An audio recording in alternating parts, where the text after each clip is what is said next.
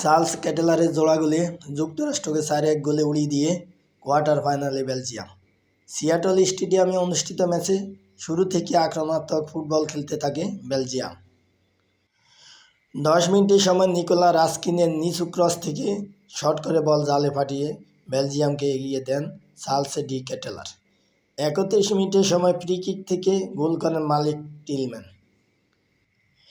তার শট বেলজিয়ামের হান্স ভানাকেনের গায়ে লেগে দিক বদলে জালে জড়িয়ে যায়। 30 মিনিটের সময় আবারও এগিয়ে যায় বেলজিয়াম।